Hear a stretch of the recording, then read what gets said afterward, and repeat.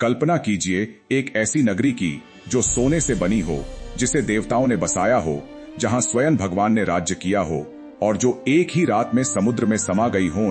कोई युद्ध, न कोई विनाश, केवल मौन। और आज हजारों वर्षों बाद भी वह नगरी हमें पुकार रही हो। क्या आप सत्य जानने का साहस रखते हैं?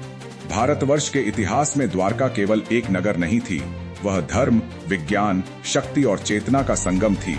महाभारत के अनुसार जब मथुरा पर मगध नरेश जरासंध के लगातार आक्रमण होने लगे, तब श्री कृष्ण ने यह समझ लिया कि धर्म की रक्षा के लिए केवल युद्ध नहीं, बल्कि दूरदर्शिता भी आवश्यक है। इसलिए उन्होंने समुद्र के तट पर एक ऐसी राजधानी बसाने का निश्चय किया जिसे कोई भी शत्रु पराजित न कर सके। देवशिल्पी विश्वकर्मा द्वारा निर्मित यह नगरी योजनाबद्ध स्थापत्य, विशाल प्राचीरों, बंदरगाहों, राजमहलों और सुव्यवस्थित सड़कों से युक्त थी। शास्त्रों में वर्णन है कि द्वारका में 16,000 से अधिक महल थे, जिनकी दीवारें रत्नों से जड़ी थीं और जिन पर सूर्य का प्रकाश पड़ते ही ऐसा प्रतीत होता था मानो स्वयं लक्ष्मी वहां विचरण कर रही हों। चारों ओर समुद्र से घिरी यह नगरी न केवल भौगोलिक रूप से सुरक्षित थी, बल्कि अपने समय की सबसे उन्नत सभ्यता भी थी। यहीं से श्री कृष्ण ने यदुवंश का संचालन किया, यहीं से महाभारत के अनेक महत्वपूर्ण निर्णय लिए गए। परंतु समय का चक्र अटल है। महाभारत युद्ध के पश्चात कलयुग का प्रभाव बढ़ने लगा। यदुवंश में मद, अहंकार और आपसी वैमनस्य उत्पन्न हो गया।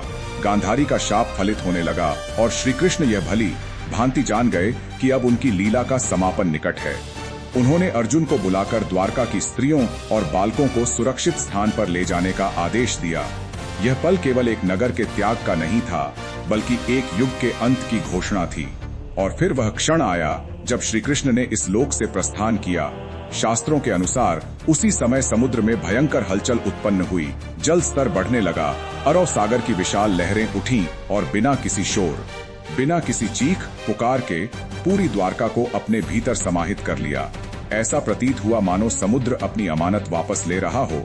सदियों तक इस घटना को केवल पौराणिक कथा माना गया, परंतु 20वीं शताब्दी में जब समुद्री पुरातत्व का विकास हुआ, तब गुजरात के तट पर वैज्ञानिकों ने जो खोज की, उसने इतिहास की दिशा बदल दी। समुद्र की गहराइयों में पत्थर के स्तंभ, चौड़ी सड़कें, योजनाबद्ध भवनों की नींव, बंदरगाह जैसे ढांचे और मानव द्वारा तराशे गए पत्थरों के स्पष्ट प्रमाण मिले, जो किसी प्राकृतिक संरचना की ओर संकेत नहीं करते थे।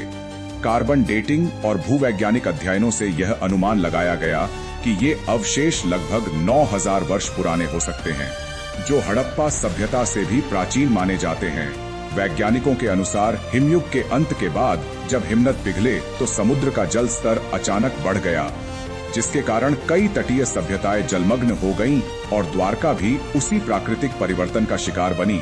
पर भारत के लिए द्वारका केवल वैज्ञानिक खोज नहीं है, वह आस्था, विश्वास और चेतना का प्रतीक है। आज भी जब द्वारका मंदिर की सीढ़ियों को समुद्र की लहरें स्पर्श करती हैं, तो ऐसा लगता है मानो इतिहास स्वयं नमन कर रहा हो।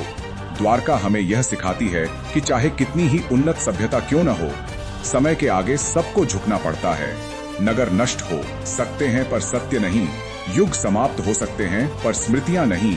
और इसलिए द्वारका नष्ट नहीं हुई, उसने केवल दृश्य रूप त्यागा है। वह आज भी समुद्र की गहराइयों में सोई हुई नहीं, बल्कि जागृत है और हर उस व्यक्ति से एक ही प्रश्न पूछ रही है, क्या तुम केवल कहानी सुनोगे या सत्य को समझने का साहस भी करोगे? यदि आपको यह कहानी केवल कथा नहीं, बल्कि इतिहास और विज्ञान का जीवंत संगम लगी हो, तो इस वीडियो को अभी लाइक करें, अपने मित्रों के साथ साझा करें, चैनल को सब्सक्राइब करें और टिप्पणी में लिखें, क्या आप मानते हैं कि द्वारका वास्तव में समुद्र के नीचे आज भी विद्यमान है? क्योंकि जब तक हम प्रश्न पूछते रहेंगे, तब तक सत्य डूबेगा नहीं।